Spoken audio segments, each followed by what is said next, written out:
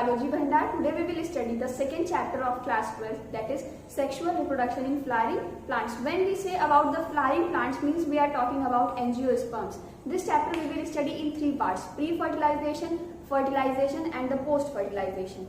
Pre-fertilization means in pre-fertilization we will study all the structures which are formed and all the processes which are taking place before fertilization. And the second part is the fertilization. In fertilization part, we have to study how exactly fertilization takes place in the flowering plants. And the third and the last part, which is post-fertilization.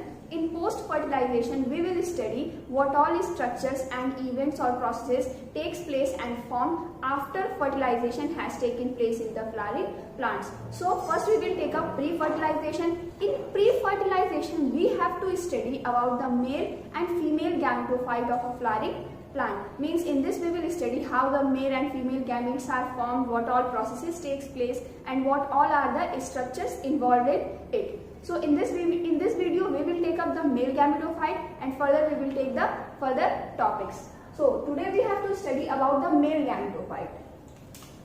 To know about male gametophyte, you should know about the stamen, then the microsporangium and then the pollen grain. Pollen grain is the structure which is exactly the male gametophyte of a plant. So first we will take up stamen.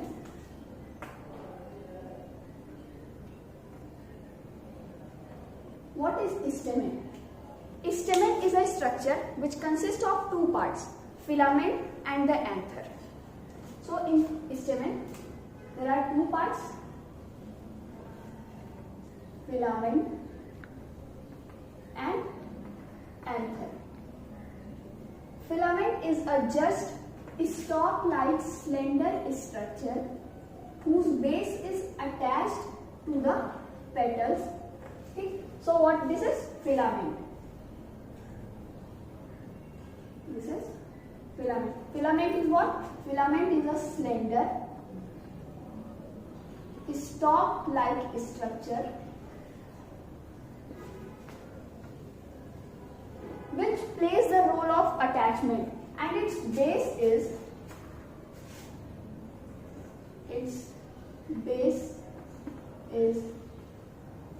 attached to petals. So now what is anther? See, filament is a simple structure, but anther is a bit delicate structure, a complicated structure. So this is filament, and on the filament anthers are present. This is anther. So filament we have studied. Now we will study the anther. And filament was a simple structure, but anther is a bit delicate structure, a bit complicated structure, not very much, only a bit. So this is the anther of angiosperm. In angiosperm, anther is dithecous and it is lobe-like. This is the first lobe. This much is called one lobe.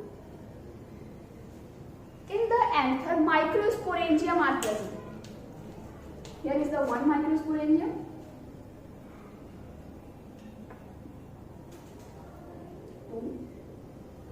This is the second one. This is the third one. And this is the fourth one. These are microsporangium.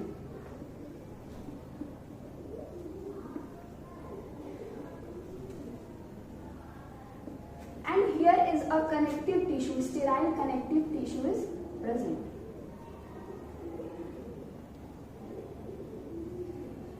This is the sterile connective tissue. Okay. So the area between the microsporangium and the anther is called anther wall. Means this much area is called anther wall. Anther wall is made of four layers. First layer is called epidermis. Epidermis is a single layered structure or single layered wall, and it is made of flat cells. So epidermis is single layer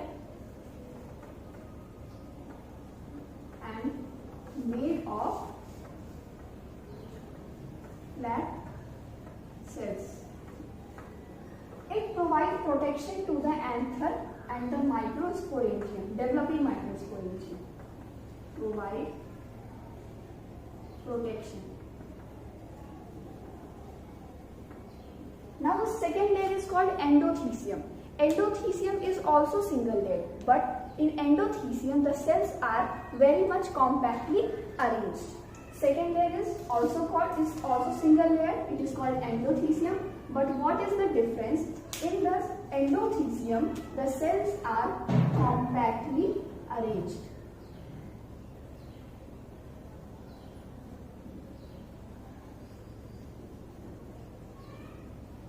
This is endothecium.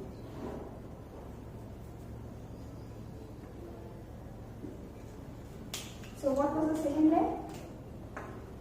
Second layer was, this is the first layer. Second is endothecium. It is also single layered, but cells are compactly arranged. Now the third layer is made of parenchymatous cells, and it is 3 to 4 layers, means 3 or 4 layers of the parenchymatous cells will be arranged, and that is called middle layer. Middle layer is the layer which helps the anther in dehiscence or helps in the anther dehiscence, means with the help of middle layer the anther will rupture and the pollen grains, the male gametophyte, will be released. So in third layer is 3 to 4 layer, and it is made of parenchymatous cells.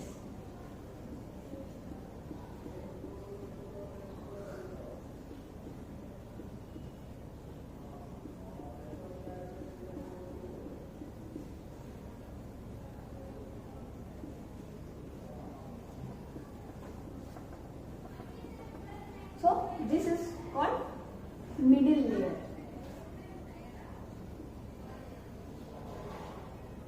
Third layer is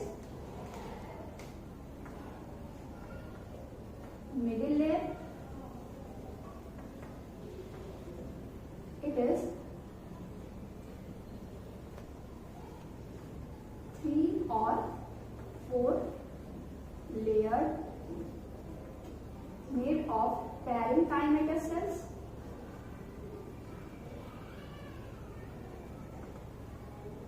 and helps in dehiscence. Now the fourth and the last layer is called tapetum. The cells of tapetum are pyramidal in shape. It may be uninucleated or multinucleated. So the last and the fourth layer is called tapetum.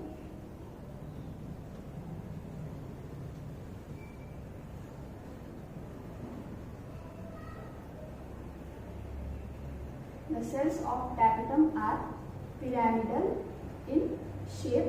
It may be uninucleate or multinucleate. Means one nucleus may also be present and many nucleus may also be present. This is called tapetum. Fourth layer, tapetum. Fourth layer is tapetum. It is also single layered. Pyramidal cells are present, or it is made of pyramidal cells. Cells may be uninucleate or multinucleate. And it is also called nutritive layer. Why it is called nutritive layer? Because it provides nourishment to the developing microsporangium, so that the microsporangium may develop well, may develop properly, and the pollen grains will be formed. So it provides nourishment to developing microsporangium. It is also called nutritive layer.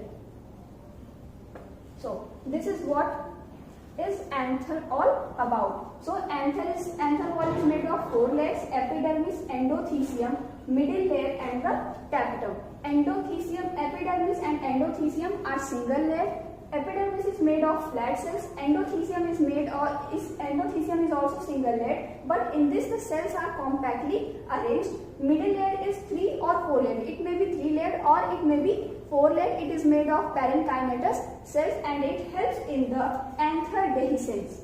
The last and the 4th layer is tapetum. It is also called nutritive layer.